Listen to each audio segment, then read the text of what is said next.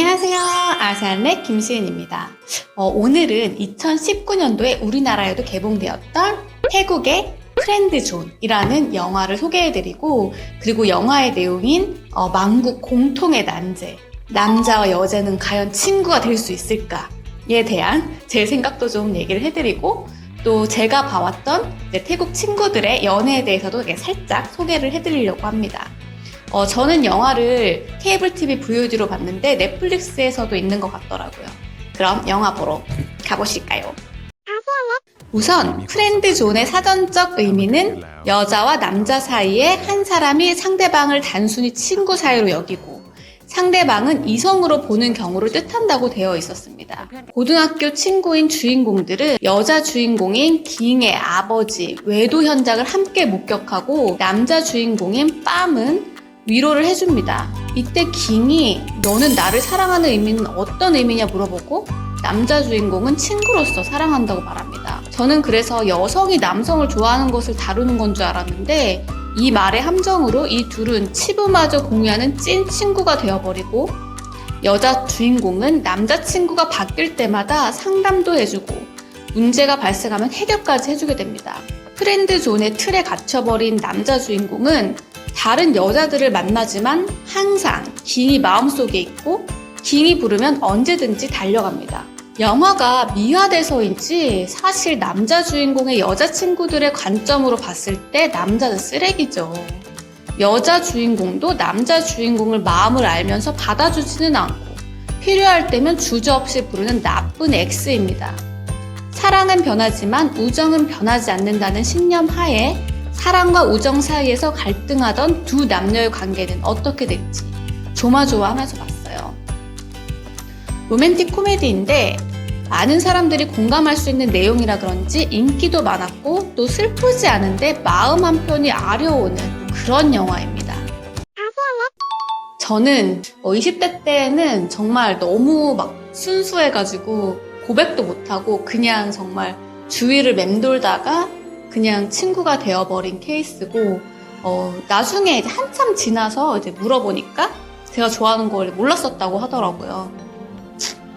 30대 때는 아무래도 이제 나이가 있다 보니까 조심스러워가지고, 이렇게 뭐 잘 맞고 좋은 친구니까 뭐 이렇게 지내다가 뭐 잘 맞으면 인연이면 뭐 결혼하겠지 이랬는데, 뭐 그냥 찐친이 되어버렸고. 저는 어느 정도 친구는 될 수 있지만 진정한 친구는 없다고 생각해요. 필요할 때나 가끔 생사 확인하는 연락 정도는 할 수 있지만, 영화에서처럼 정말 모든 치부를 공유하고 정말 필요하면 달려가고 나의 정말 진짜 친한 여사친처럼 하기에는 좀 힘든 점이 있지 않나 생각이 들고요. 남자친구나 여자친구 생기거나 결혼을 하고 이러면 언제든지 얕아질 수 있는 그런 얄팍한 관계라고 생각을 합니다. 그래서 저도 남사친이 있고 그중 결혼한 친구도 있고 하지만 1년에 한두 번씩 생사 확인하고 그리고 지금 제가 짝사랑했던 그런 남사친들도 다 약간 그런 얄팍한 관계가 되지 않았나 생각합니다. 다시 영화 이야기로 돌아가서, 이 영화의 또 특별한 점이 마치 동남아시아의 약간 홍보를 하는 영화인 것처럼 아세안 많은 이제 국가의 도시들이 나옵니다. 이 영화의 남자 주인공이 타이항공 승무원으로 나오는데, 실제로 이 영화의 치아노 분프라콕 감독은 타이항공에서 3년간 승무원으로 일하다 직장을 그만두고 영화를 만들기 시작했다고 합니다. 그래서인지 태국은 물론이고 말레이시아 쿠알라룸푸르 도시 풍경, 미얀마 양곤의 세다곤도 볼 수 있고요. 캄보디아, 인도네시아, 라오스, 필리핀, 베트남도 언급되어 있습니다. 여자 주인공의 현 남자친구가 광고 음악 제작자로 나와 각국을 다니며 녹음을 하는데요. 실제로 각국의 유명 가수들이 카메오로 출연합니다. 아세안 회원국은 아니지만 홍콩도 나오는데, 홍콩 가수로는 미스 A 출신 지아가 참여했습니다. 그래서 볼거리가 아주 풍부합니다. 특히 두 남녀 주인공이 선을 넘을까 말까 아슬아슬하게 보게 되는 장면의 배경이 태국의 끄라비인데요. 끄라비의 아름다운 풍경과 끄라비에서 유명한 원숭이들이 코믹하게 나와서 또 즐거웠습니다. 영화를 통해 아세안 여행을 간접 경험할 수 있습니다.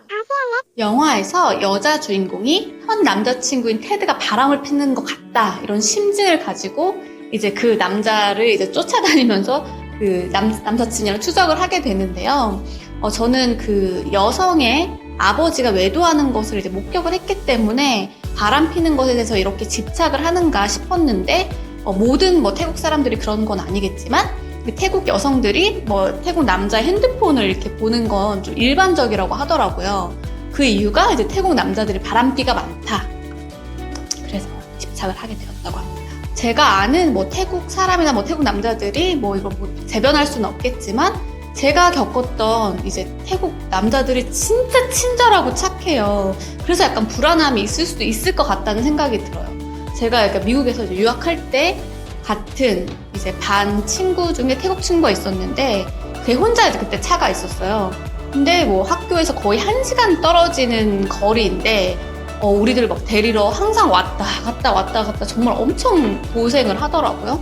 그걸 자처했어요.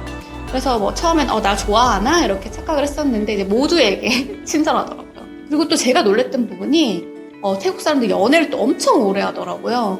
그래서 제 친구 중에 정말 이제 고등학교 친구인데 10년 연애한 애, 동네 친구였는데 연애하다 결혼한 친구도 있고. 그런데 이제 한 친구는 이제 남자친구를 놔두고 이제 유학을 왔는데 그 남자친구가 바람이 난 거예요.